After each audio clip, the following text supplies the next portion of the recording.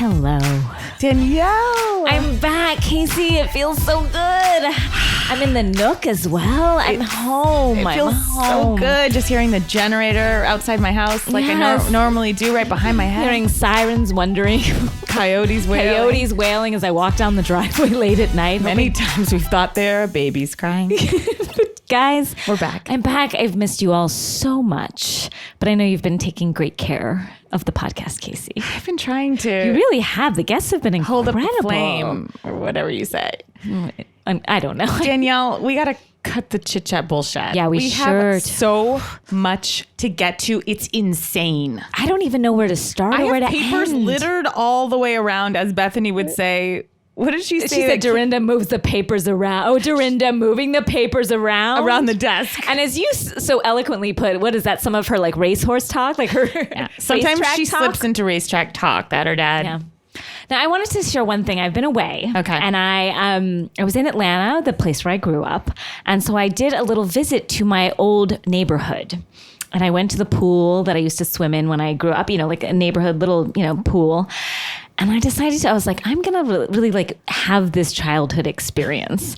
And so I decided to like dive off the diving board, something I have not done. I don't know why. That's crazy. I was like, it felt very like cinematic or something. Like this is a childhood thing that I did. I haven't I haven't dove anywhere. Did you knock your teeth out on the bottom? No, please. I'm not that good of a diver. I'm going to go to the bottom. Basically a belly flop. But so I dove in. And as I dove in, my bikini bottom shot straight off of me. Shot straight off. Your long pubes didn't even catch it? No. Can I say, I have never felt like I had such a big bush. I felt your voice in my head, Casey, because there was a lifeguard there, a handsome young man.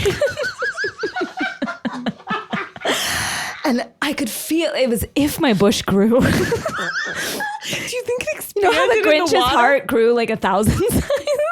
I think granted, I only trimmed the sides. I wasn't thinking clearly, and I'm going to stop you there. What do you mean you only trimmed the sides? Did you shave the sides I or shaved trim the sides. Because I was like going in the water. I was like, but like I didn't concentrate. I didn't focus on the heart of the bush, heart of the matter. And okay, I feel sick. I saw on the lifeguard's face. He was in shock. I don't think he had seen such a sight. So he saw your bush? I believe he had, because I looked up as I sprang up, as I hit the air. You thought that the gray or brown pubes glistening under the water? I saw his eyes, and then he turned away as if in disgust, and I scrambled and pulled them up. I'm sorry to intimate that your pubes are gray. I just thought it would be funny. I don't believe they are. Jet black. Jet black. Okay. Sorry to do this to our guest. So I realized maybe it's time to trim the long straight pubes in a way that they haven't been. Our guest is he's running out the door. Yeah, he is. I've never seen someone look like this. He looks like when Bethany he looks sick to his stomach. Got allergic to the fish. Literally and he's figuratively. On the floor. We can see his little ass peeking out of his short shorts, crying. So anyway, I just wanted to update everybody on what happened and how the evolution of my bush. It's not great. Thank you for that disgusting update. Well, Danielle, we've all been doing some crazy things. Yes, we have. You have. I don't know what happened while I was gone. I've done something. Yeah. I have done something. You have. When you texted me this, I just screamed, Casey! Oh, God.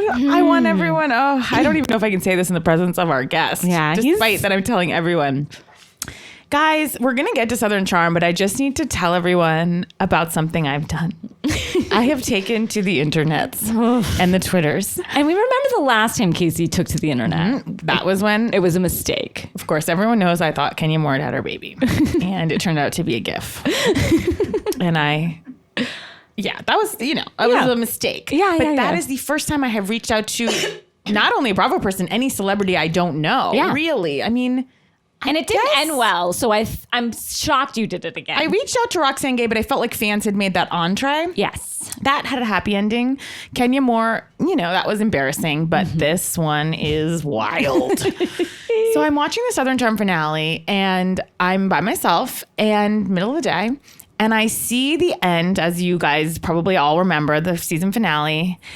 There is we fade to black, and then all of a sudden, and we've seen this fucking Ashley bitch out Catherine one more time about how she's an egg donor, just a baby mama, so disgusting. Fades to black, and then something comes up and it says 6 months later. And then it says, Catherine and Thomas are joyfully parenting. Catherine and that rapist are joyfully parenting. And then it comes up on the screen, a picture of Catherine and her kids, and it says, Catherine now has 50-50 custody. Danielle. As I'm reading it, I'm grabbing for my phone and I fire off a DM to Catherine C. Dennis. Guys, okay. Here's what I write. 1 minute after I see this, I'm hysterically crying when I write this. Catherine, I have never reached out to anyone I don't know on the internet. Well, Kenya Moore once. Ha!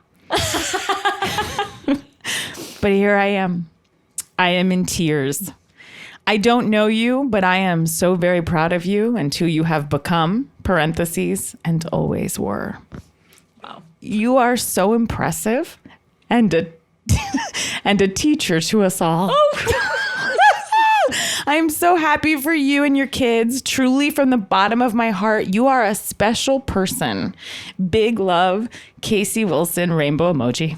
Rainbow emoji. Now, what inspired you to take to the page? I feel like she has handled this transition with grace, with dignity, with beauty. And I just wanted to reach out. And truly, I was so overcome. I'm like, I don't care if she never responds, I need to get this to this person. She's been treated so terribly. Yes. I just need to put this out there because I'm so impressed. And I believe she is a teacher to us all. Thank you. Oh, for sure. I have learned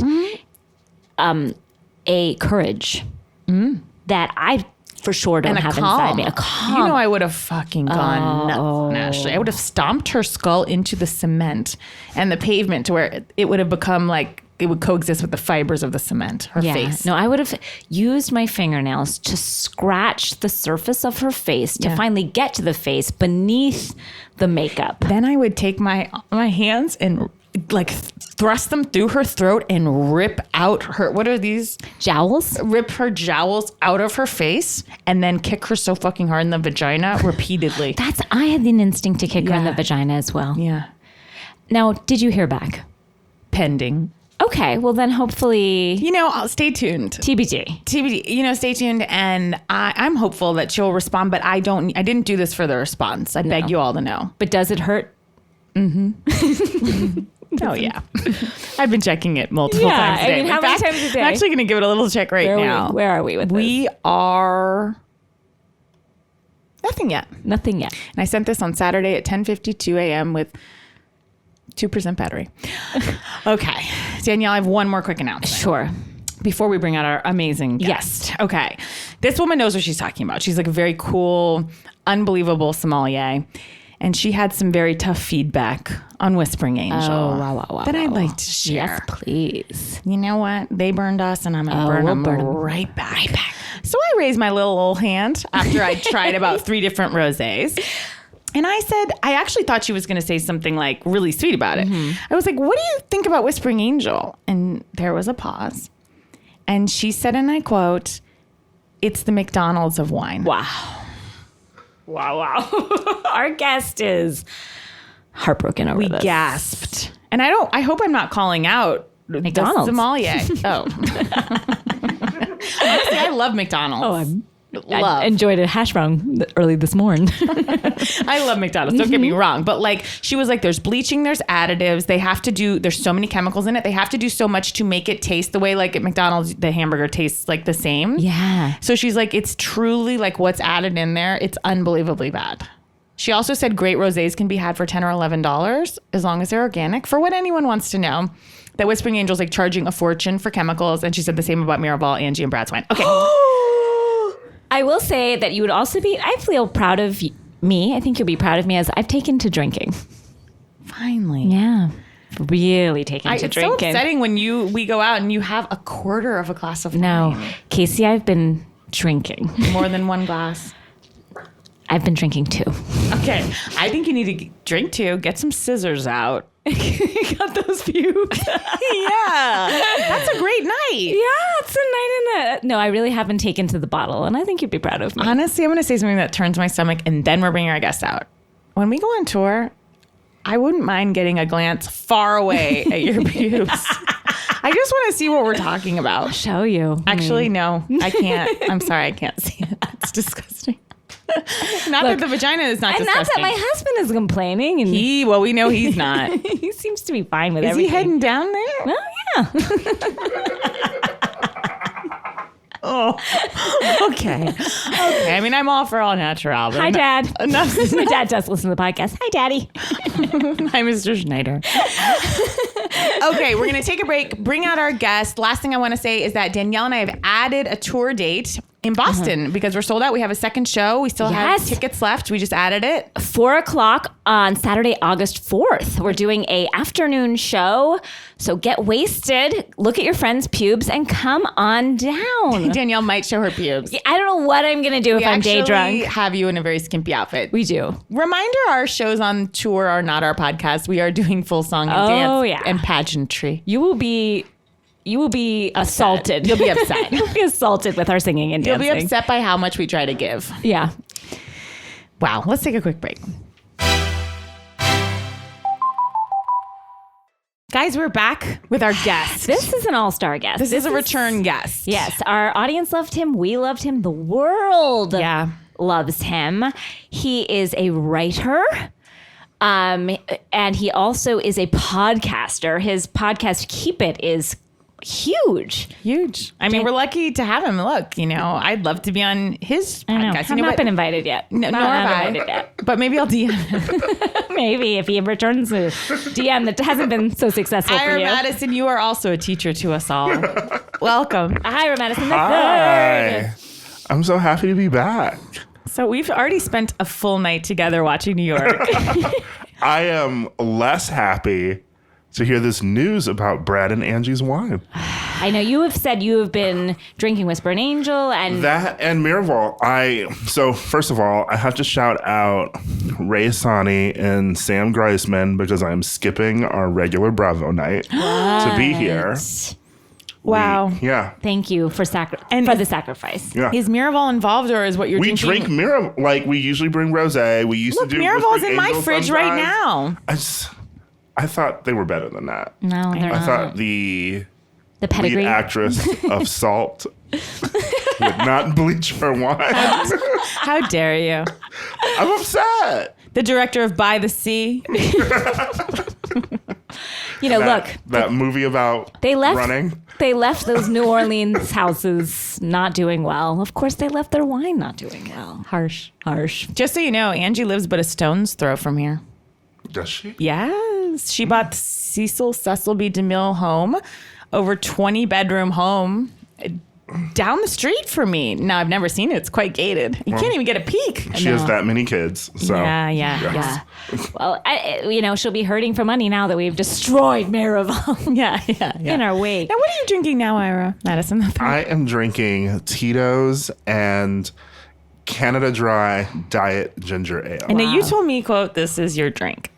I love it. I drink vodka ginger ales, actually. Really? Yeah. That sounds delicious. So I love Moscow Mule. Oh, I love a Moscow But Mule. like when I'm out in like West Hollywood, I don't have the time to ask a bartender, craft me a Moscow Mule. You don't have time to wait for them to give it or to say it.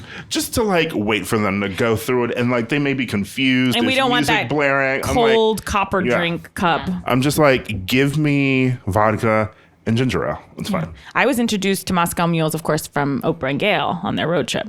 I was introduced to them through Matt McConkey in Ojai. Oh, of course. See, Matt McConkey never doesn't have time for Moscow Mules. Yes. Ira. Moscow Mules and Jennifer Aniston. Yes.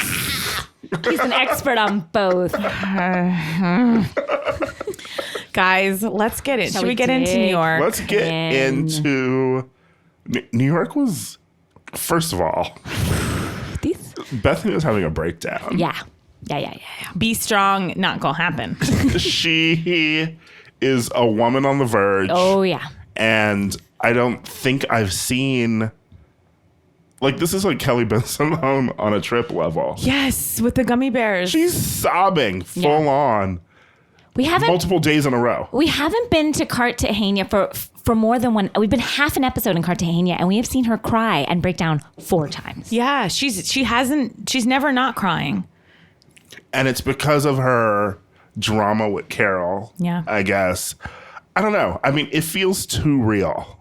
I mean, granted, I would probably be sad if I were sitting across from a friend who isn't talking to me anymore. Yeah. But And I feel a like friend who's being kind of, as you said, Danielle, callous. Yeah. Carol's being kind of a bitch. Oh, yeah, Carol's enjoying what she's doing. She is moving the papers around on the desk. Yes!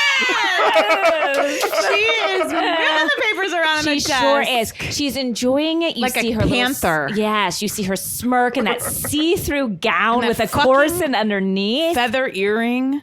Yeah. Fashion. Okay, yeah, she was dressed like she was at a murder mystery party, talking about, isn't this sexy? No. Pointing out that her own outfit was sexy, like this costume jewelry and this 20s demure flapper outfit. She's always Like, it in went down to her. Carol's fashion. She's always in a summertime lace turtleneck. Have you noticed that? She's always like in a neck, a neck, sexy neck coverage. I mean, I hate to bring up Blair Beacon, who was on the podcast last year, said that Carol's always wearing gloves. And it's so mean. And Blair is so lovely, but, to cover her hands. And I'm wondering if the turtlenecks are for the same well, purpose. as Nora Ephron once said, I feel bad about my Well, we all do. She like Nev Campbell in The Craft. except without the superpowers. Yeah. No, it is. Look, Bethany is breaking down. She loves Carol. Carol is being callous about their friendship, does not care about it, Because being like destroyed. I said, Carol's like, I've buried my husband. I don't care about this. Like she's been for as dark as I think Bethany thinks her life has been. And I do not disagree. If I was in a custody battle, I would truly like plunge off of planet Earth. But there's something about Bethany. She has 2 modes, judge and victim. Yeah. Like she's either judging everyone and like so sure of herself or just victim. And there's nothing in between. Watching those women, especially Ramona, Carol, and Bethany, fight over that red kerchiefed man was it just felt sad. I felt sad for women in general. First of all, he looked like the Shep of New York. I mean, he wasn't that hot He had considering so the hot many guys bones that in they've his like, face. I've never seen a man with they that many fought bones. over. I thought he before. was cute. What? Yeah, I did. Casey. He's no Ray. He's no Ray. He made a comeback in flashback form this week. Shockingly. I don't know. I just like, it is so insane seeing these women, these old ass women squabbling over a man being like, he was texting me. He was texting me. I'm like, is this what I have to look forward to? No. And Bethany In 40 acting years? like, I know. And Bethany acting like she's like, oh, I don't care. But she was so happy that he was texting. And then she had to fucking serve it up to Carol. When Carol was like, yeah, we went out. She was like, oh, really? He's got game. Basically, Yeah. like, he called me. Which is the same thing that she had said about Adam, if we remember a few months back. Remember, wasn't Bethany like, Adam is few gaming months, you? 5 summers back. Yeah. Right. Oh. But you know what I mean? Like that's what she had said to him, to her about, that's what got her so mad about Adam was that like she had said, I think he's gaming you. I think he's got, that's why he wouldn't go to do the hurricane stuff with me. Like she's just like, he is a player. Well, and as much as Carol is digging it in, so was Bethany. Yeah. Like she knew what she was doing at dinner. Oh, yeah. When she was like, oh, he's gaming. Like she came to dinner to try and get her digs into. Yeah. But she didn't expect Carol's digs. And She took a shot and she missed. yeah. Yeah. And for her to say Tom 2.0, In fact, no offense, she said. no offense. Poor No Lou's offense. like, Lou's just been in rehab and arrested because of this man. She's like, no offense. Like, breezily. well, the best was when Lou goes, look, I'd look at a guy differently if he was texting my friend. It's like, no, you didn't. You look at him as a husband. Lou, what a journey we've been on, Lou. Wait, we haven't even touched down on Lou. Lou. on the year of Lou. Okay, so in time, we're actually like what we just witnessed of Lou in the Sofia Vergara. Like, how many races will she appropriate before we get through with this season? Tough. She is the Scarlett Johansson of Bravo. Current. Tweet it. Oh, tweet it. As Oprah would say, that's tweetable. I love Oprah, but that makes me upset. It makes me crazy. She's always like 20 times an episode. She's like, that's a tweetable moment. I was like, I know, Oprah. Although my favorite part of Super Soul Sunday podcast is when, and it's very rare, you can hear the oak trees just like rustling. That's when I want to be there. She's always like sitting under our oaks. Maybe I need oak trees. We all do. Like on my podcast. Super Soul Sunday is always beating me, except for a few times. You beat Super Soul Wait, what? Sunday? You're beat even close? Yeah, I beat like in the top 10 of like iTunes. I've beat Super Soul Sunday. What are you During our saying? debut week too. What? Yeah. Ira, It's number 2. You have... Atlanta Monster What? kept me from being number 1. Fuck Hasn't Atlanta he done Monster. enough? Hasn't he murdered enough people and podcasts? But I'm always like, Oprah is my... Wow. I just shook my fist there. Oprah You is shook my... your fist at Oprah. Yeah, Oprah's my podcasting enemy. Wow. I mean, I've never heard of anyone have Oprah as an enemy, but here it I is. also never heard of someone trying to take down Oprah. I know. So gleefully. Suddenly, I feel our little old podcast is humbled. I'll tell you what. I listen to 1,000 podcasts. Every single one, everyone's like, "Hi guys, we know it's annoying, but could you just write us a review? It really helps." never ask Never anyone. fucking once have I asked you fucking feel people like to write a review. Oprah's asking. She's like, rate us. I'm like, Oprah's asking. Goop's like, and if you like us, write us a review. I'm like, Here's my thing too. It's like, do reviews do something for you in iTunes? It just makes people get money from ads, Okay. which ain't nothing. Oh, okay. Do you I didn't ask know- for it? I don't ask for it. Maybe I should ask more. No, but I'm saying like you don't need to. And Fair. that's what's really nice. But- Speaking of don't need to, see, that's what's going on with Bethany and Carol, if I may. Carol, it's like that sad thing where someone's so upset and the other person doesn't even care. It's really upsetting to watch. Carol is twisting the knife because she knows Bethany has nothing else in her life, but that friendship meant something to her. So she's so triggered. All she has is Kevin. The preview shows like for next week shows like Carol gleefully in like a store shopping and Bethany staring at her from across. know. It's like Bethany is the knife is just twisting more and more, and it's horrific to watch. Remember when Bethany broke down in the pool and basically let out all her emotions to Tinsley, who sat there like a board trying to receive it? She goes, "Of course, what?" And Bethany, like, it's just like, it's hard, like custody, Carol. Like I'm in just like the house and I'm in the water and Dorinda and Tinsley. and Tinsley's like, I got roses from Scott. Imagine pouring your heart out to a woman Bethany's never not who pouring her cried in a wedding dress Over to her eggs. unfertilized eggs. Oh my With her mom God. gleefully mocking her for not having It's kids. so tough to then be crying to her. It's like, and Bethany loves to make fun of Tinsley, but it's like, sweetie, I feel like Tinsley does have it together more than Bethany. Well, she did say she was jealous of Tinsley in this episode. She did. was She like, walked I would off when love she to got- come back with like a man just like, But she had to slam her by being like, because she doesn't work. yeah. That's her thing. That's her only trump card. Like, oh, I mean, ew, sorry. Trump check. I mean, we can say his name. Well, it's not. That's not. Originally, it was just like your trump card, right? Like, Yeah, but I like think we from can- the Monopoly games. I of yore. know, but I hate it even in can't my even say mouth. Ugh. It's and I get it too, because like Bethany's never been like, she's always like, I don't want to get married again, and she's rarely like with a man.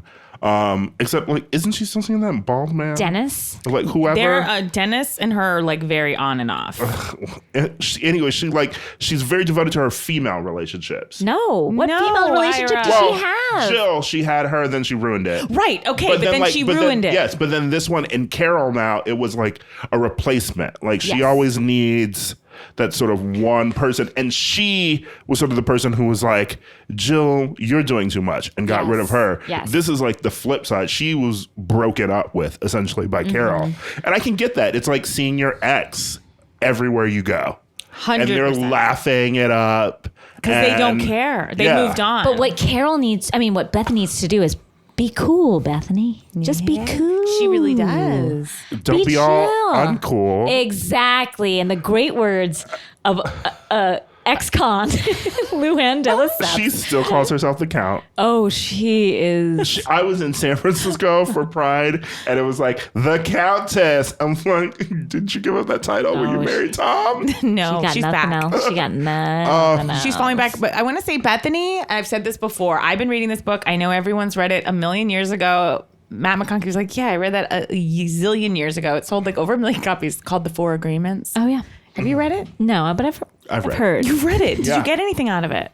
Wow. After the second agreement, it was just sort of went down. I'm now living my life. I don't remember them. I'm now living my life by that code. What is this? What is the code? Just read the Four Agreements. It is organized and like put my life into a focus I've never felt before. That said, I've had to keep this podcast out of the Four Agreements. So I don't agree to them during this. Where does it fall? Are you not in agreement with the podcast? The fifth agreement? The fifth agreement is bitch Sesh. Wait, because I am part of the podcast, do I fall out of the agreements? Well, no, it's just like you're not supposed to gossip. You're not supposed to make assumptions about anyone. You're supposed to do your best, and you're supposed to be impeccable with your word. And I can't do one of those things on this podcast. Especially not do my best. We're doing our worst. I know. So, but anyway, what I was going to say is everything you're putting out, you're getting back. And so we all know this. This is like fucking men are from Mars, women are from Venus. But like everything Bethany's putting out, she's getting back. She thinks of herself as a victim, so it creates it in her life. And she is constantly a victim, which re-triggers her about her race car track dad or not dad or whoever that was and her mom. Also, she's being friends with people that she can't stand. Like she's hanging out with Luann. Yeah. Trying to like make Luann like a surrogate new friend. It's like, you don't like her. Well, now that she's her official spokesperson, correct? Well, yes. Now she's Would you like to read the statement, Casey? Spokesperson. Skinny Girl PR. Skinny Girl PR, her next venture. This is, I mean, I've never seen something so disturbing as when we all found this news. We didn't even have the heart to do a breaking news. No, it was too dark. First, David Foster, Catherine McPhee. I can't even speak to these things anymore. No. Here comes a headline from People magazine. Luann de Lesseps checks back into rehab. It's the healthiest choice, Bethany Frankel says. The reality star has only authorized co-star Bethany Frankel to speak on her behalf. Oh, Lord. What? She's being sued, as we know, by Victoria and the breakdancer, Noah. And her ex, the Count. The Count. No mention of her niece. No. Involved in the lawsuit or mentioned. Niece is not involved, but I feel like we know she's in there. Yeah. Everybody's getting a piece of this lawsuit. Oh, yes. And Tom's probably involved. Oh, you know Tom's file. Oh, yeah. And basically, as we know, like the kids were supposed to share the profits of the house once she chose huge, to sell it. gorgeous, $8 million like Sag Harbor house or whatever. She sold the house, never put the money in the trust. And so basically it all went to her and she has been living. Is this coming from the Count? Or is he just like, I got to protect my kids and put them on this? Or I think the kids are upset too. They're adults now too. Mm-hmm. And this is their money. That's what it was supposed to be. So to know that your mother took your money that was supposed to be for you, they were supposed to split with your mother. Like, what a selfish move. At least talk to your kids about that if you need the money. I'm not trying to see the best in Lou, but I'm like, is there any world in which she was like, oh, I'm putting it aside for that? I sob when my agent takes my money. I can't imagine my mom taking my trust. Yeah. And it feels like a betrayal because it feels like if she had gone to her kids and said, look, of course this is what's happening. That so it feels so dark. So for them to get to the point where they are named in a lawsuit that they know will hit the public, we are beyond. Yes, like where have we been before this? Yeah. And if you thought it was for a storyline, it is not, because she's like, quote unquote, back in rehab just as the reunion is about to film. How dare she? I know. That part, that was hard. That was suspicious. It was very suspicious. Oh, you don't want to talk about the lawsuit on TV. And here it is, quote, Bravo. Bethany manages to say, Bravo's been very supportive of Luann during this time. It's a brave and honest decision by her. Everyone's rallying around her and wants the best for her except her children. No, it didn't say except her children. I will say it's not honest as she finagled her children out of money. Yeah. I just feel like Bravo. Karen Huger? Bravo has slapped people in way worse situations up on that reunion podium. Oh, they sure have. They sure have. Taylor. Kim. Well, you know what? She had to. She probably didn't want to go. She had to use rehab because we remember Andy fired Adrienne Maloof for skipping that reunion. Wow, never forget. I didn't realize. Yeah. Never forget. She skipped that reunion and he was so mad. Guys, Lou has given us so much this year. I mean, taking it back from the Bush on. I start with the Bush and now I end with your Bush, Danielle. No. I start with the Bush. Now we're in rehab for a second time. What a ride we've been on. Blackface. She gave us blackface this season. Thank God we went and flashed back to it. Oh, yes. She gave us Ray. Without Lou, there's no Ray. I know. I mean, she gave us many, many important necklaces to go along with everything. So many statement necklaces. I mean, I just think everything she's doing is so wild. She has a jewel now. She's smoking but through a vape. Oh yeah, that was because no cigarettes. And I don't want to speak to anyone's rehabilitation process after rehab. I truly don't, but I will. But but she's so eager to be going out to Cartagena nightlife. It's a little disturbing.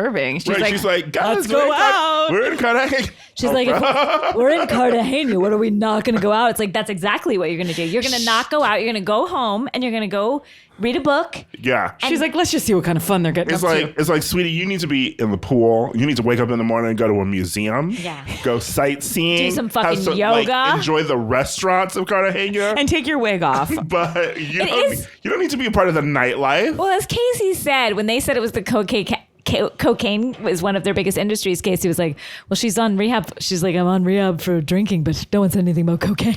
Oh, yeah. When she was busting across that weird, that cobblestone sidewalk. Lanai. Guys, let's just say the wheelchair. Oh, that wheelchair. Watching these old women Stop calling them old.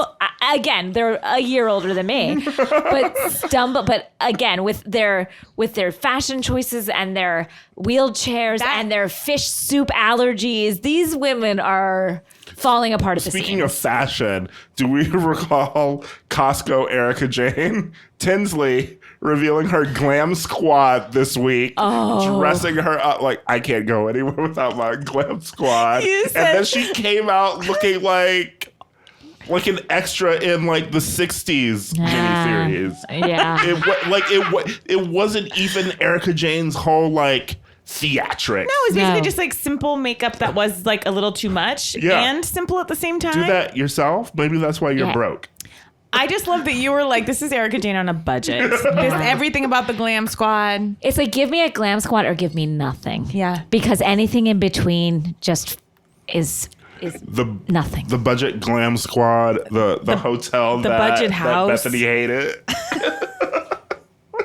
Guys, Bethany wants to get out of that house, and these are things I've thought, the weird conversation she has with Dorinda, which is basically hey, woman to woman, someone with money to someone with money. Listen, I can't. You just want to be on vacation. You just want to look at the ocean. Sue me for wanting to look at the ocean, having a 1,000,000-star service. And you know what? Say it out loud. She's right. She's rich. You know, she's right. But she's right. She is, because first of all, I mean, I would jump at that hotel because I am not in Bethany's tax bracket. Mm-hmm. But I couldn't make heads or tails of that. But are we calling it a hotel? I thought it was a house. It seemed like a house, but it also seemed like a house of horrors. They kept mentioning how cool it was in the dining room, which made me think there was no AC in the other rooms. Yeah, none. It was an open floor plan. And that might be kind of the vibe of the city. It felt very of the city, but I think these women are hotel women. They need to stay in a fresh. And I need them to be there. I love a hotel. Because I felt hot watching it. Watching the women in Cannes, that's right. Oh, thank you. Yeah. That hotel is right. That's one of the nicest hotels in the world, by the way. Oh, is it? That they were just squawking in, but we'll get to that, I guess. When Giselle and Monique were squawking on the nicest balcony I've ever seen, both of them facing away from the view and screaming at each other. I was just in Mexico City with some friends, and stop bragging. I know, right? But so my friend suggested I'm going to name him Tony Gomez.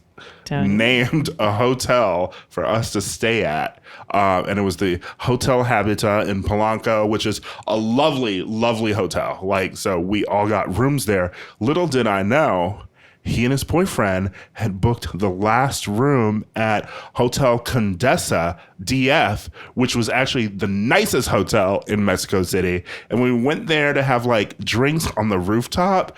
I was a little put out like Bethany. Yeah. I was like, I felt scammed. Yeah, I hear that. Look, we all heard it. And Tinsley's little trinket necklace games didn't make it easier. No, just because it's a Tiffany box doesn't mean. Well, she also pointed out that like it's not gold because I can't afford it. It was tough. The whole thing was tough. She has a glam squad. I know, it was all. Watching Again, Carol, can I afford those necklaces for all my friends? Of course not. Watching Carol push that wheelchair with her brittle bones. Her brittle bones are on the verge of breaking. Carol is actually even more tragic to me than Bethany at this point. Because of her new haircut? Well, yes, for one, it's horrific. It's awful. But you remember how she joined the show, and it seemed like she was gonna get in. She had the attitude of like, I'm here, I'm gonna write a book about this, and then like get out. Now she can't even write and a Cosmopolitan article. She's become a monster, and now when she mentioned that Cosmo article about her marathon. It is literally a column, and she talks about it as if she is writing like a New Yorker article, and that it is an expose on marathons or something. It's like she has been writing over Ronan Farrow. She's been writing this article for 4 months. I know. She's like, I needed another extension. There's something going on with her, and it's not writing. The marathon was the beginning of the season. Yeah. I was like, are we still talking about this? How many parties are we doing for the marathon? Yeah, when she was like, I'm doing another party, Bethany rolled her eyes like, I would too. Me too. Stop talking about this marathon. I'm moving on, but from that scene with them was so dark when Carol's like, yeah, well, he wanted to see me and the feeling's mutual. Like, he didn't like Bethany. That was so dark to say to a friend, but also dark the way Bethany was like, I know we went over it. It was just a crazy scene. There was actually something under it where normally the women are just like screaming at each other. But Bethany is grasping at straws. She's basically like, Dorinda, I know you hate me and you keep talking about me, but like, please stick by me. Like, just don't talk about me so I can at least have one friend here. The way that Bethany and Carol were trying to hurt each other is something we haven't seen on the show between them before. We've seen them snip at each other and kind of be rude, but they were trying to hurt each other this time. And that has taken it to a new, sadder level. And Carol's like shoving her friendship with Tinsley in her face. And talk about not that deep. Yeah. No. Like, look, I'm friends with Tinsley. And Bethany's like, look, I'm friends with Sonia. It's like, I was saying, Sonia didn't say a word this I know. You spent all of last year like attacking Sonia for her quote unquote cheater brand, and now she's your best friend in the world. It makes no sense. It makes no sense.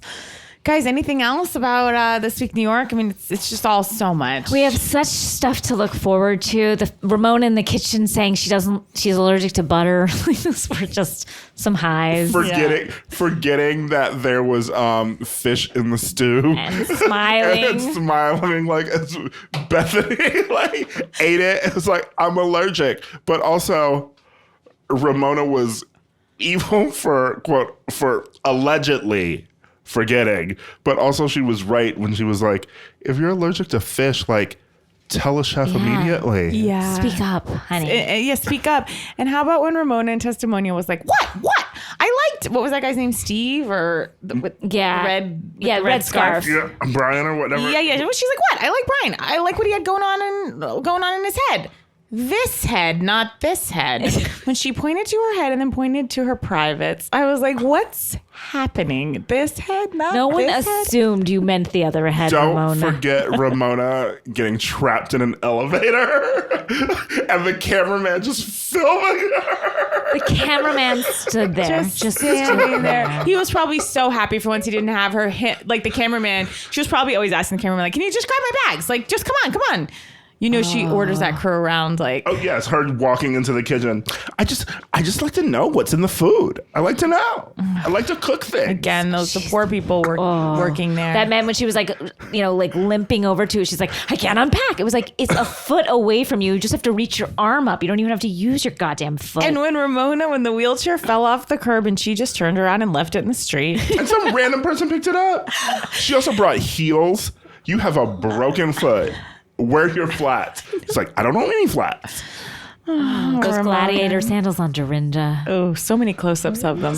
So many close-ups. This whole episode was close-ups. I feel like they sent one cameraman and then someone called and was like, we're looking at the dailies. Get wide shots. Like, you're just so close on all of them. At points with that conversation between Bethany and Dorinda, we had no idea if Tinsley and Ramona were in the scene with them or just like lurking from afar. Yeah, I couldn't get the scope of that. I feel like they weren't. And they were just trying to do shots so it would seem like Carol was making everyone wait. It was just very weird. And I don't know, the shots of like Bethany in the pool sobbing, it's all so much. It's very good. So also far. Her sobbing with her enormous fake tits kind of like heaving up and down. It was all a lot to take in for me personally. Yeah. No. Let's take a break. Okay. Guys, we're back. Potomac. Let's move into Potomac. Now, there's some differing views at this table about what Potomac has brought to our lives. Yes. I am 100 million% in. Ira, what do you think? Potomac is the best franchise currently airing. Better than New York? Yes. Okay. New York? What are you? Okay, look, is it good? Yes. Did they bring me to Cannes? Thank fucking God. But to compare it to New York, what say you? Current. So like, here's the thing. Okay. Potomac has reached the perfect, place you need to be for a Housewives show. The season started with Karen and her financial troubles, introduced like another new random housewife who's crazy. There's all these secrets from the past that keep popping up, like Kendall and last week, like mentioning like the Eva, Giselle's business partner who Karen's husband apparently was flirting with all the time. Screaming that in the lobby. I think they've hit their stride. Yes, they've hit a very good stride. They are they're an actual Housewives show now. Correct. And they are the correct level of fame for reality TV. They're not Bethany. They're not Nene. They don't have the power to produce their own storylines, and they're thirsty for the camera time as well. So they're willing to play ball. It's basically every season of like a Vanderpump because they have no real lives. So they'll do everything. But this is just like, it is beautiful. And they have real friendships, which I appreciate because it makes for so much more. Like, these are friendships that go back. That's what makes the drama real, because each time they fight, they're like, you know what? I shouldn't do this. Like, I've known her for 14 years. Every time they sit down to dinner, it's like, well, while we're here, listen. And they unleash on each other in ways that it's pretty amazing. I just think, first of all, this season had maybe one of my top 5 moments in a Housewives franchise ever, when Monique sent everyone a mime. Yes, that was to invite them to Cannes. Of course. Incredible. And Karen and Giselle are fighting at a table as the mime comes up. Prancing up. And like, I Karen was the calls her most frightening mime I've ever seen. Karen calls her a clown, and Giselle's like, no, that's the clown. And Karen's like, what are you talking about? And they think he's like trying to get on camera. Like, here's your 15-minute security. It is so funny. It's truly one of the best moments of comedy that's ever been committed to film. Correct. That was true. Abbott and Costello, But you saw so much of who they were. Like, Giselle was laughing and like finding it funny. Karen was like I'm getting the fuck out of here. Security. Yes. She will always call security. She threw Giselle out of her party. She'll call security on anyone. I thought she was going to call security on the woman in France that was like owned the perfume shop. Like anyone speak out of her own shop. I've never seen someone get as defensive about her line of perfume as Karen. Everything is an affront if you even bring up her perfume. Karen, when's your perfume line coming out? Joggers. Springtime, summer. Joggers.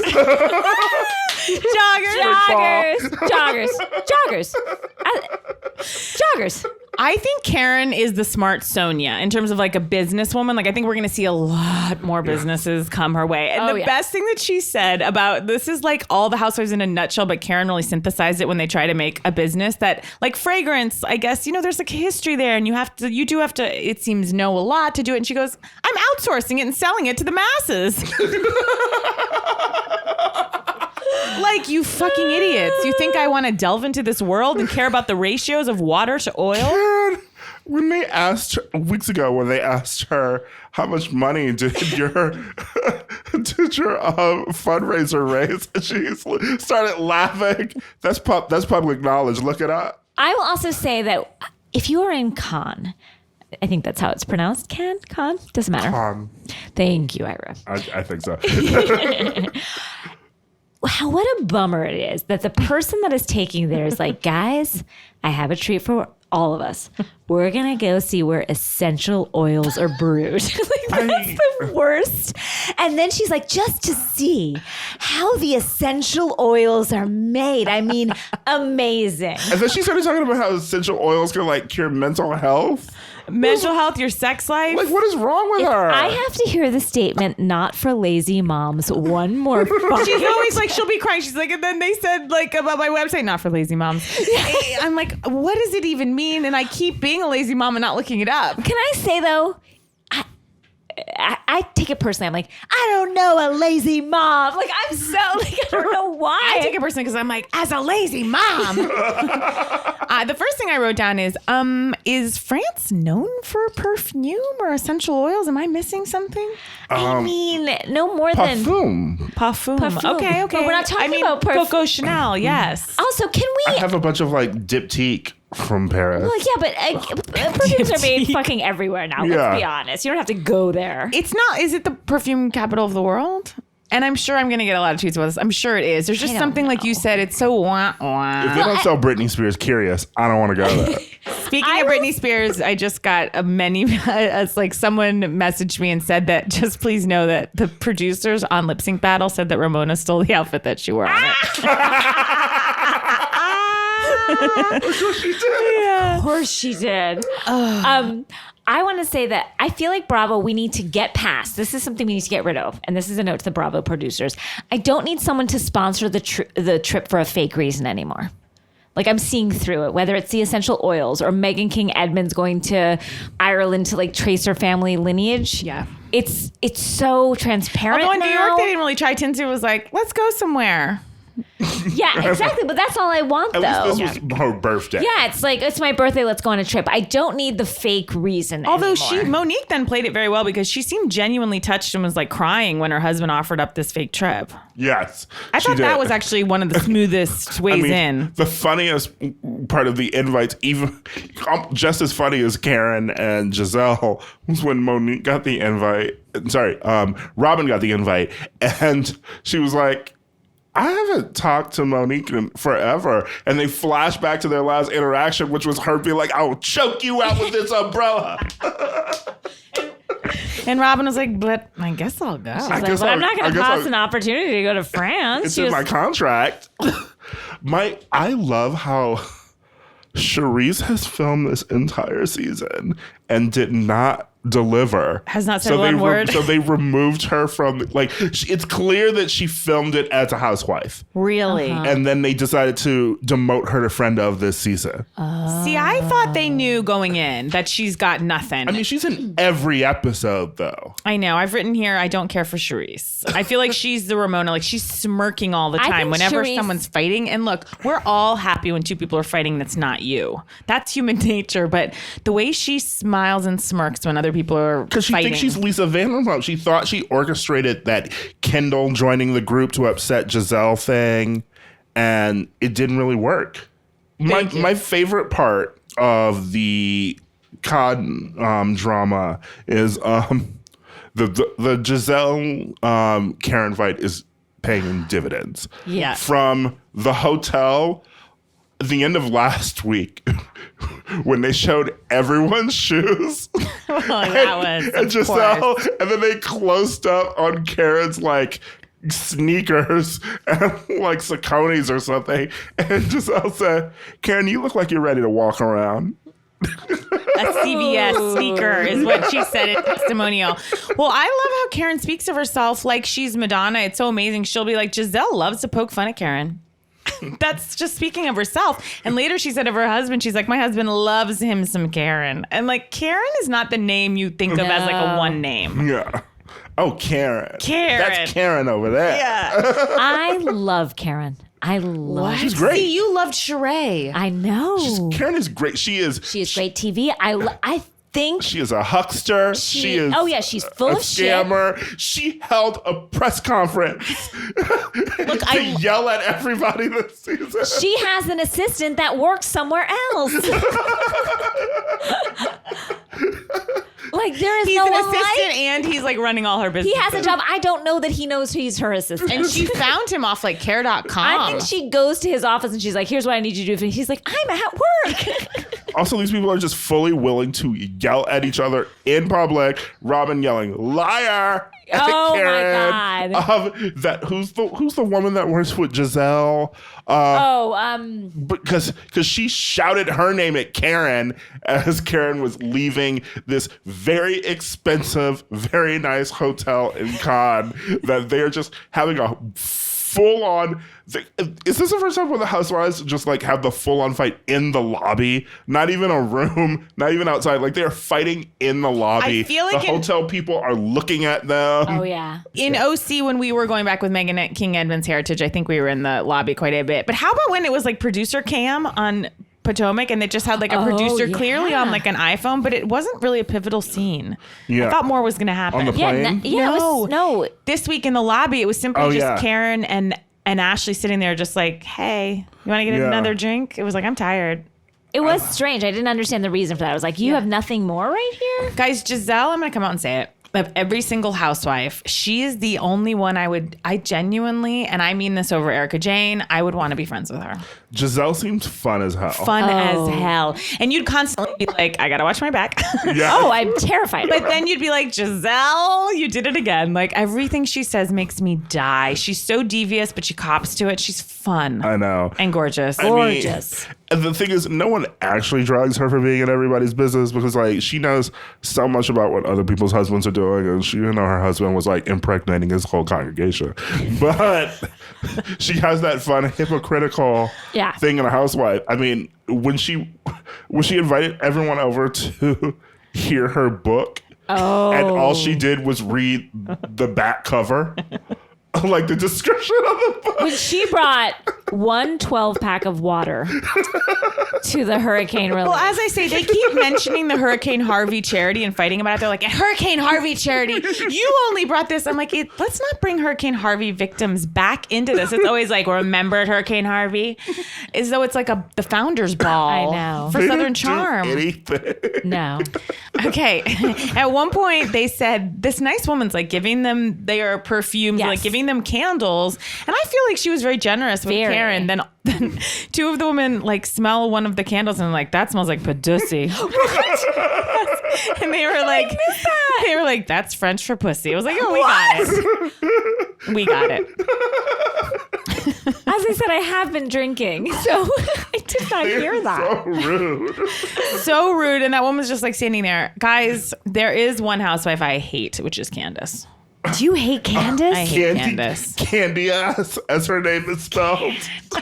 Her name is spelled Candiace. That's not Candace. I hate her Candiace. husband. I truly hate her husband and Ashley's husband. I hate both of those husbands. Well, of course. I mean, I feel like Candace hates her husband too, although she calls him a rodent. Oh. And then she says, look, it's just hard, it's hard to be here. It's hard to be separated by a body of water body of water from that piece of shit. Oh, he's the worst. Yes, it is hard to be separated, as your husband is from his children. I love. Okay, Danielle. You're getting Ashley. You're getting Ashley. I see you, Danielle, and I agree. Right? I also loved when Monique was talking about the difficulty of like the spotlight shining on her because of her husband. And then Candace tried to join in and everyone laughed. And then when she was like, and she's like, guys, I have to bring it up. It really hurt my feelings when and everyone just started laughing again. And then everyone is so rude to Candace. They'll just be like, so mean the way Karen talks to her, everyone's like, yeah, everybody knows you're a selfish brat. Like, you come off that way to everyone. My husband goes, it was so funny. My husband was watching this with me last night, and they're like, Candace, you always talk about yourself. You always brag about yourself, and we find it off-putting or whatever. And then my husband's like, with all seriousness, he goes, but don't they all brag about themselves all the time? I mean, isn't that the show? Yes, but she does take it to another level.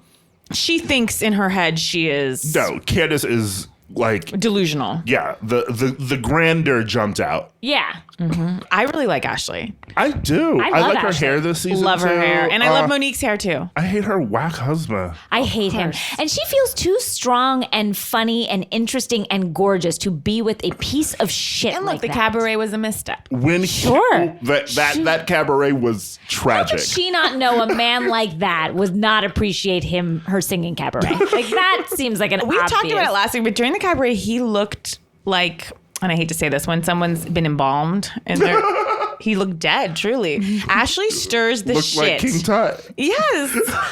Ashley stirs the shit, but it is coming from kind of a sad place to me. Like, she'll out of nowhere call out someone she's dear friends with like zero connection to anything. And I just picture her in her head being like, okay, this marriage is coming to a close. Yes, and I yes. picture her singing that little song in a chorus line that the gay guy sings when he's like, I need this job. Oh God, I need this show. Oh, it's true. Yeah. She's also the person who will... She's the pot stir. She's like the Dorinda. 100%. Because she'll just like throw something out at the dinner.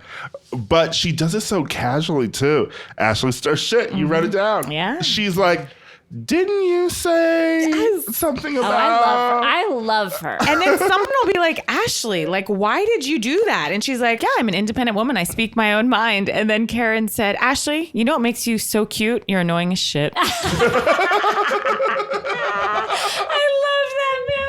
That really made me laugh. She enjoys Ashley. Yeah. That is why I love Karen. Yes. And But she acts like she's like her mentor and she's she so is. mean to her. She is. And well, because she tried to do the mentor thing with Giselle first season. Oh, please. With like That was teaching her never etiquette and gonna stuff. And happen. it just didn't work. And now it's more of the rivalry. And it's fun when like Robin joins in too. It's just so...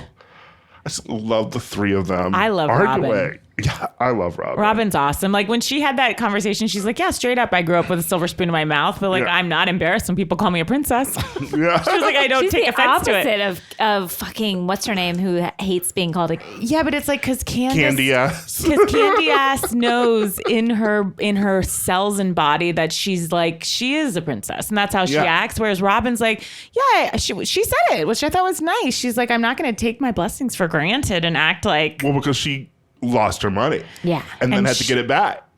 which I gotta say, I have so much respect for Robin. I know. I mean, she is living in Potomac adjacent. Oh, sure. Adjacent. Her and her estranged husband have a romance that I appreciate. I love Juan. It's wild. Yeah, I love him. I love Juan. And someone I feel like tweeted at me like, oh, he's bad news. You don't even know. And I'm like, you know what? Then I don't want to know. Yeah. He seemed like bad news the earlier seasons. I think Yeah. he's cooled down. Yes. Sometimes we have to turn a blind eye. Yeah, you Yeah. have to. You If we're gonna have to- survive in this industry. If you're going to survive on Bravo as a viewer, I don't mean as a connoisseur Yeah. of Bravo, Yeah. you have not to as a character, No, as no, a no, no. viewer. I mean, how do you even watch Southern Charm without turning a blind eye to those psychos? Well, that's what I was thinking of this whole time. Those Shall like we talk racist Southern psychos. Charm? Yes. They're all racist psychos. So we Yeah. have to like put like that's the base. Like that's the given. And then we have to move from there. Yes. Well, they're like telling stories on. I just picture this, the history of Charleston, and not that the entire United States doesn't have such a terrible history, but there's something so dark in the air in Charleston. Yeah. And what's funny is last time I was on the show.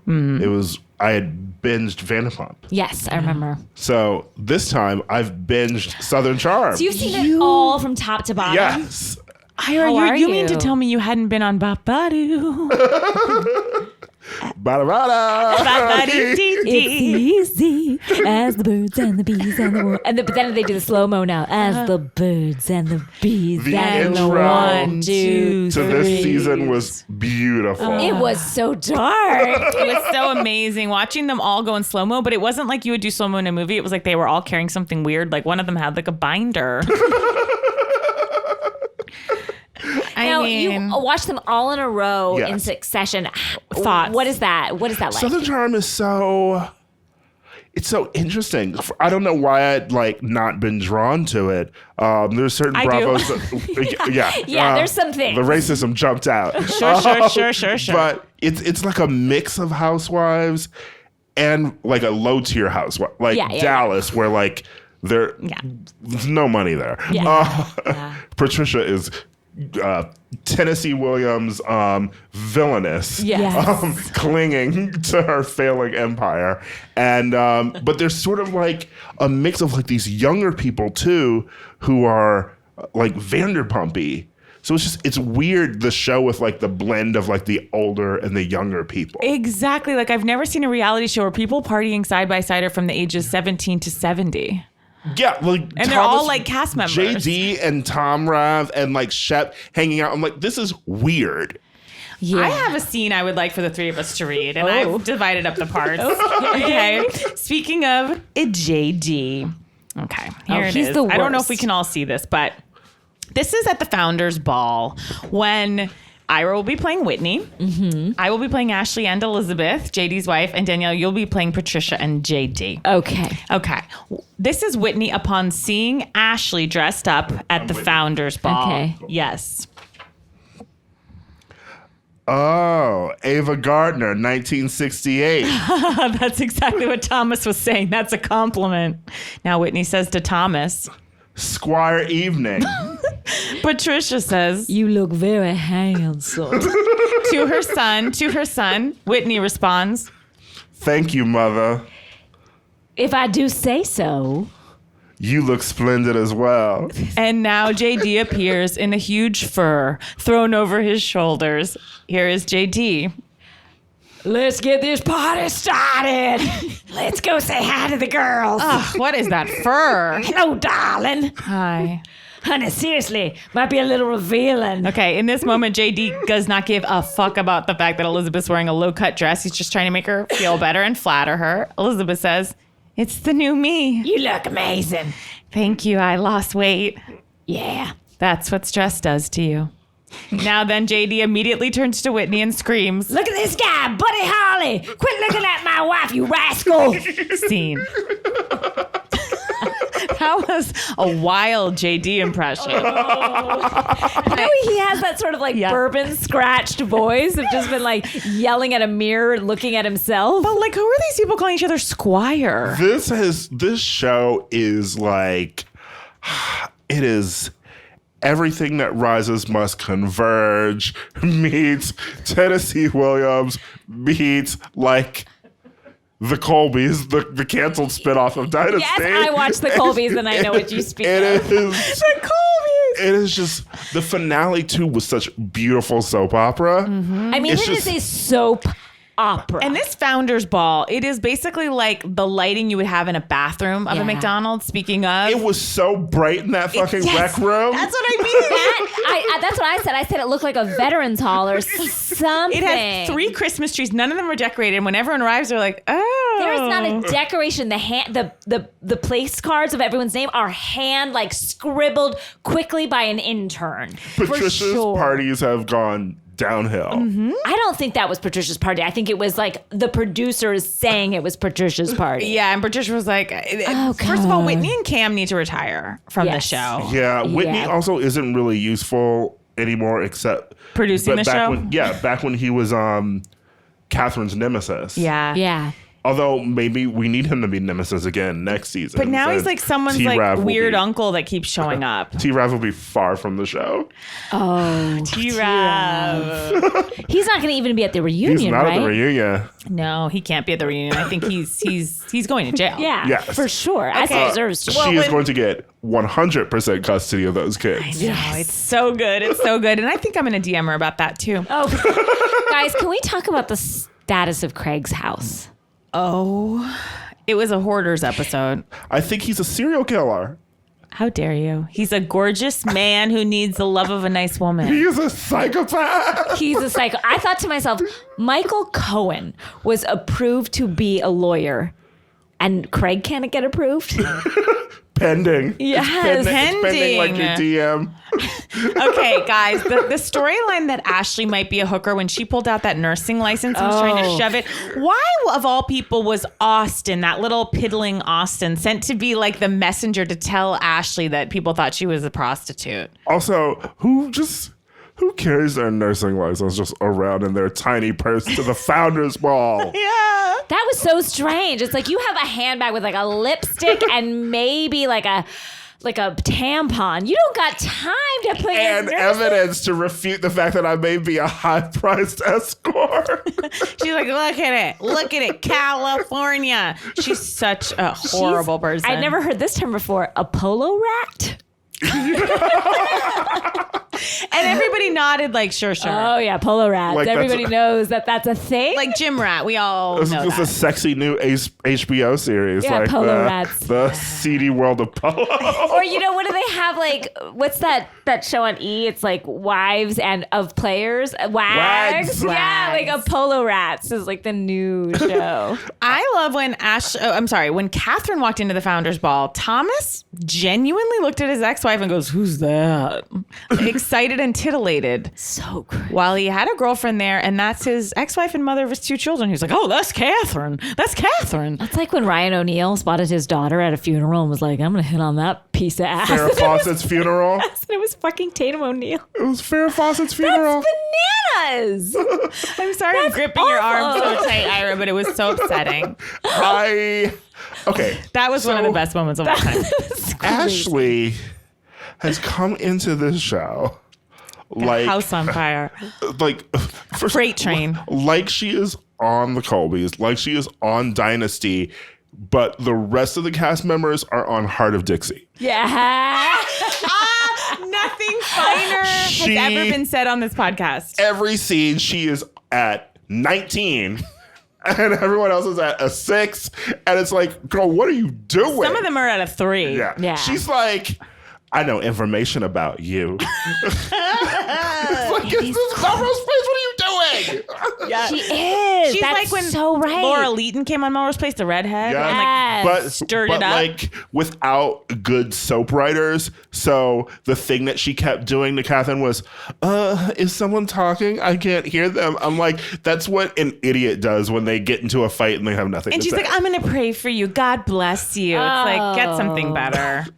But what is awful about it, what is truly awful about it, is that this is a woman with kids. You know what I mean? Like, so she thinks she's on the Colbys, but she is dealing with a real person who has real children. Yeah. Who she is fucking with. Like, you're nothing but an egg donor. Like, that was wild. The funniest part, too, was that, like, Catherine was having this completely normal conversation with T-Rav being like, I think she's crazy. Yeah. And then she comes out, y'all talking about me? She's the best. Oh. At one point, I did think it was the only time. It's not that I felt bad for her because I hate her so much, but at one point when everyone was like, "You're an escort," which I thought she kind of played down. Like people calling her an escort. I thought she should have gotten more upset. She was just sort of like, "Here's my card." But She was just basically like, "Yeah, I am." But at one point, Thomas goes, "Look, just be above it. Be above it." And she was like, looked at him like, "Yeah, you're right." When people are calling her an escort. So the thing is, she's heinous, and like I don't want to see her again. Yeah. If she were slightly better of a villain and like low grade, like maybe I'd want to see her terrorizing everyone next season, minus Thomas. But I feel like the reunion's going to be her swan song. Oh, 100%. She is going to get crucified. I don't want to see her like outlet dresses. Like she needs to either step it up and be this like more or but she less. she thinks she's in this Aaron Spelling drama where like she gets the custody of Catherine's kids next season, and she's like I know. Does she really think that that's where this goes? I just like she came blazing into the season like she was going to be the star of it. And Naomi was in for quite a surprise because that's where she thought she was headed this season. Poor Naomi, guzzling champagnes while Craig is there with some random girl who went to college with together. A worse nose job. This does not go along with the 4 agreements. With a worse nose job than ever. Oh, yeah. Guys, I find Catherine and Shep to be the perfect couple. I like Catherine and Shep. I'm titillated. I do too. Because you know what? They're both people who had to get their lives together. And Shep less so. Yeah. But Catherine has done much more. I will say, however, What's happening? So, one of my friends that I watch Bravo with, sent our Bravo group this text, and said that, someone ran into Shep in Charleston, and he seems to be like super thin now. Take from that what you will. But Shep is talking about a lot of projects that he's working on, and one of them is he wants to do a political podcast with Jax Taylor.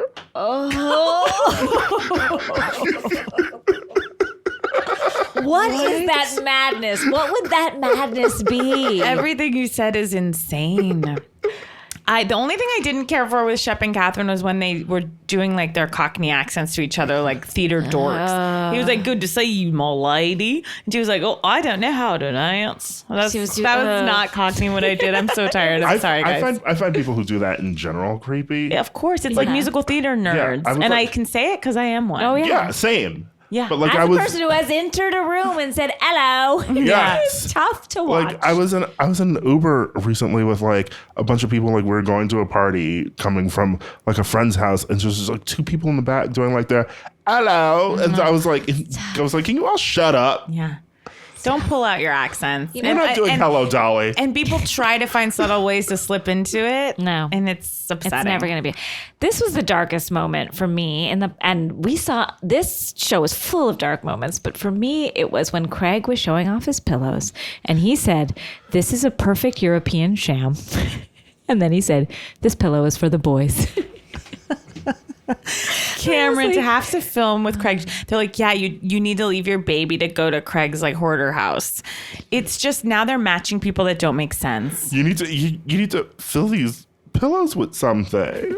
They're just like I was expecting pillows, but I've never seen someone also say so unenthusiastically, "This is a perfect European sham." It's like, is it? With his perfect broken hand. Oh, he is breaking down. That fellow. Is he a lawyer yet?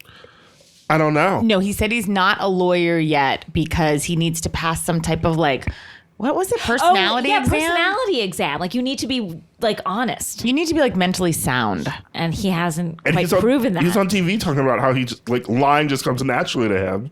I don't think he's going to get to be a lawyer. And it's like, guys, let's just put it like a little ticker that runs at the bottom. None of these people need other jobs. This is their job. Yeah. It's like when people on Vanderpump pretend they have other jobs. Oh, it's so sad. It's like, you are all going to be slinging bar at Tom Tom. Oh, Tom Tom is open. It is soft open, but it is, I believe, open. Soft open, and by the pictures, not yet, not fully open. Yeah, but just they opened for that weekend because I went there. What? And I tried to get in, and it was closed. No. So I rudely tweeted. Daily Mail had its party They there. had the Daily Mail party there. If there's ever a meeting of the minds, it's Tom Tom and the Daily Mail. Perfect. They opened it. It looked exactly like the other restaurants, if not more gaudy. Imagine Lisa Vanderpump getting me to hate Art Deco. Yep. That has that big clock that they were promising us during and the a million opening. chandeliers, but she tried to make it like masculine, which was a mistake. Yeah, it's like a Batman villain lives there. Yes. Yeah. I'd still like to go. Of course, of course. Oh, yeah. I hope it's a bar. I'm just saying, like, I don't need their another food. restaurant. I don't need any more goat cheese balls. Because you know what? The food is bad across the board. Yeah. So just do drinks. And hopefully those drinks with the dry ice. Yeah. Guys, before we finish Southern Charm, we want to just alert you to a very important article that Claire Mukherjee alerted us to, which is in Town and Country magazine. And it is a day in the life of Patricia Racist Allschultz.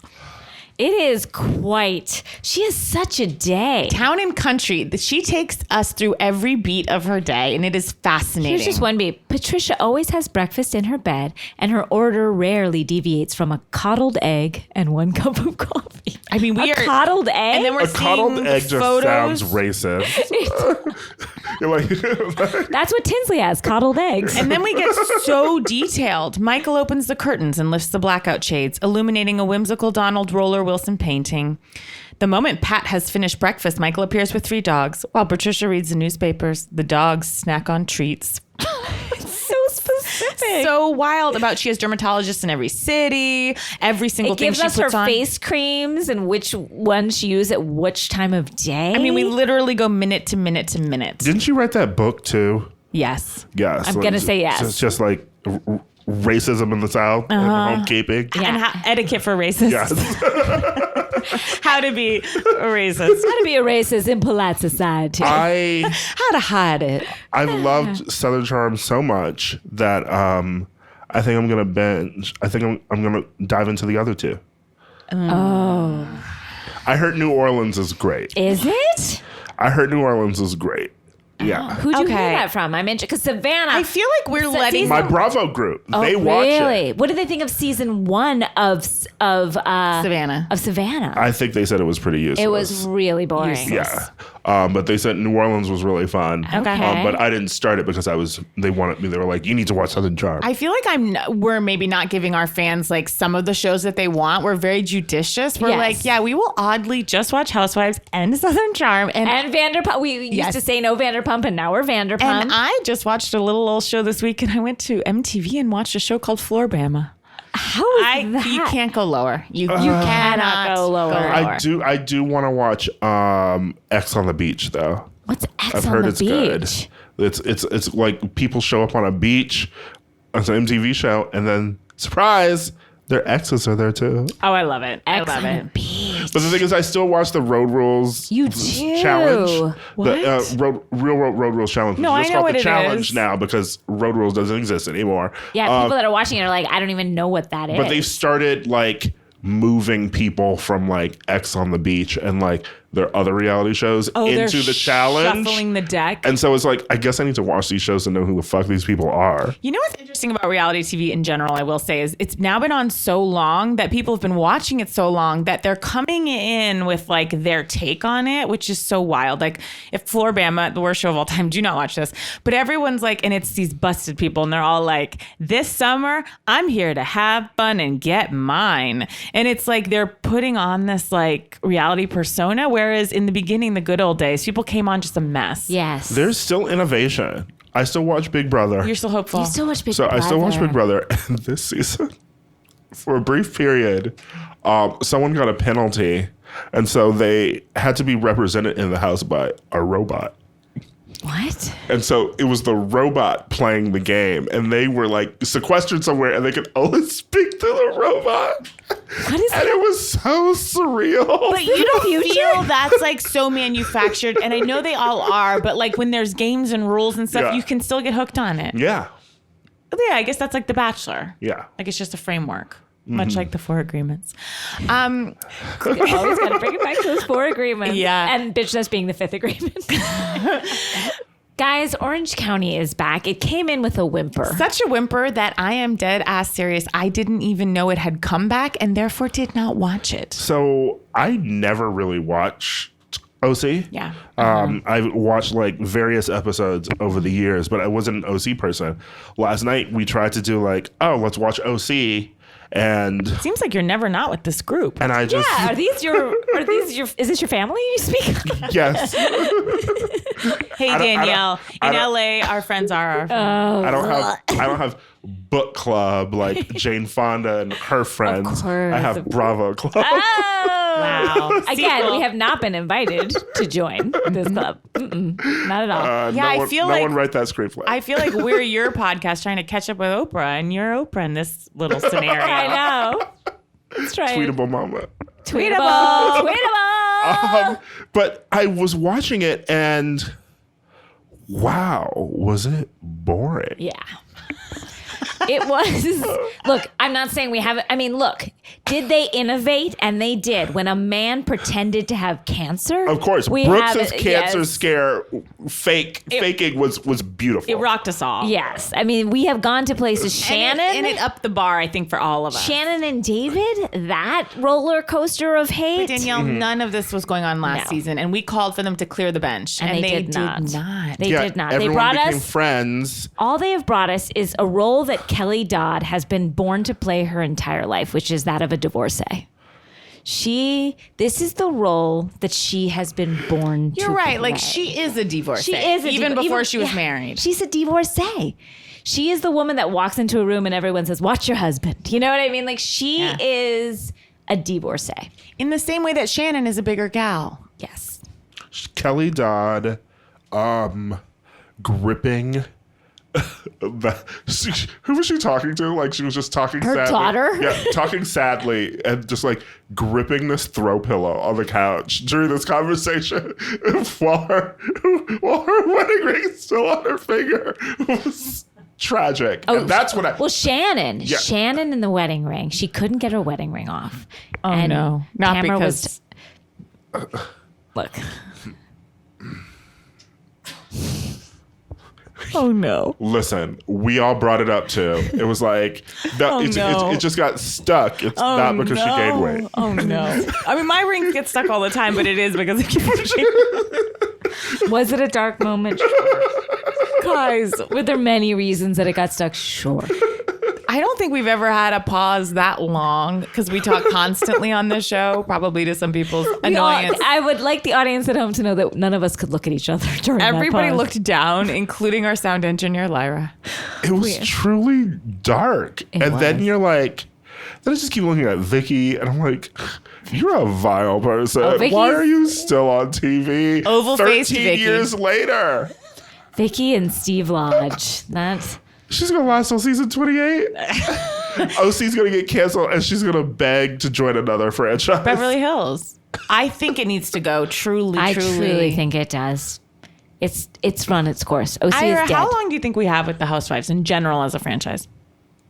I don't know. You know, with like Potomac and Dallas, like really sort of like giving you new jush, it seems fun. But I think these old guard ones, like, one of them needs to go. Yeah. Oh, it's definitely What is it gonna be like? New York is still delivering. Yeah. It's going to be like The Young and the Restless, like Real Housewives, like 50 seasons. And even when Beverly Hills is boring, which it has been as of late, they're giving us something to look at, which is also important. You know what I mean? They're giving us money. They're giving us glamour. They're giving us real And money. Atlanta has always hit its stride. Atlanta will continue on. OC, there is Even nothing. though R.I.P. Kidga.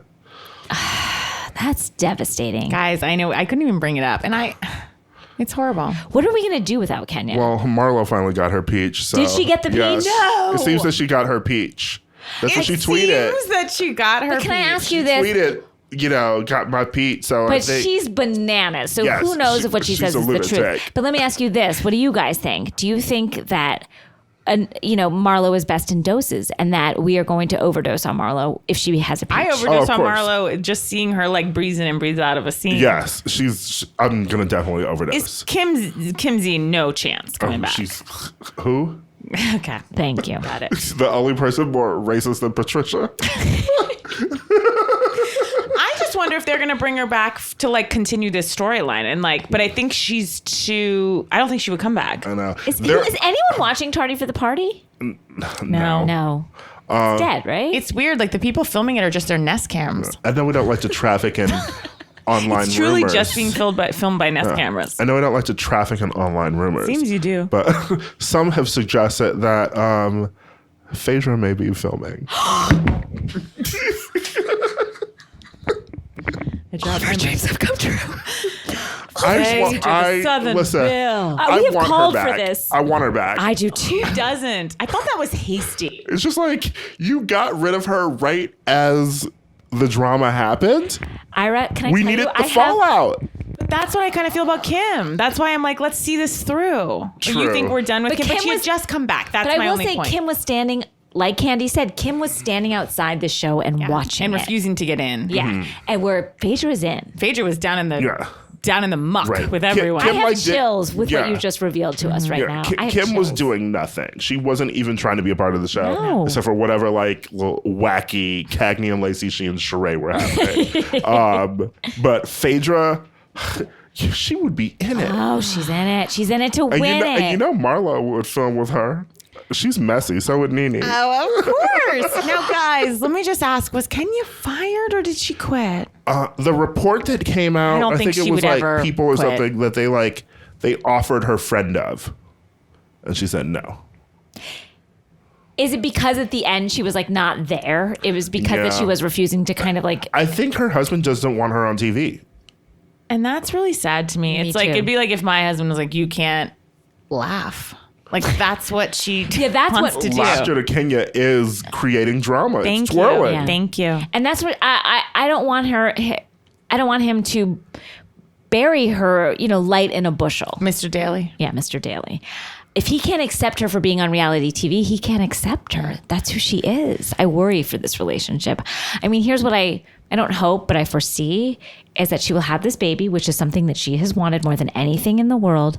Mr. Daly will go. Mm-hmm. Mr. Daly will go.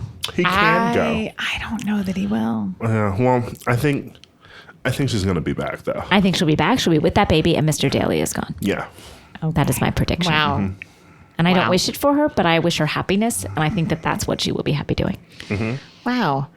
Guys, we're going to sign off. Yeah. I have one quick recommendation. It is not The Four Agreements by Miguel Don Ruiz. A book that came out 20 years ago and has been read by everyone.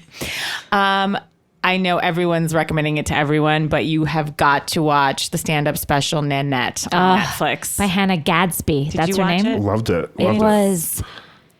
And I beg those of you who maybe are just watching the first 10 minutes, are like, it's just a regular stand-up special. I don't get what everyone's all freaking out about. Press on. There is more than that. Twist. I know. The first 15 minutes are boring. Yeah, well, it's just like stand-up. Yeah. It's just like watching anyone in a stand-up club do there's their also bit. like a point to that. Yes. Yeah. It's got like for a reason. Sixth Sense like twist to it. Yeah. And I feel like after this special, Louis C.K. and the Lank aren't going to slip right back into a comedy so easily. No, we'll kill them. Probably. Have a great night, everyone.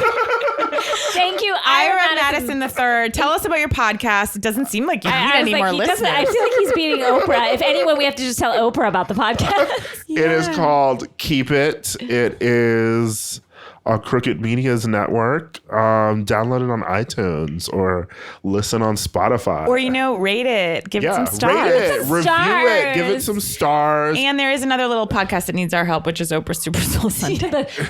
Forget about Oprah. Forget about Oprah. Wow, how dare you? Oprah, I love you if you heard that. Oh, she's listening outside. She's listening. Oh, I'm sure. She's out there with the coyote. She's under the oaks.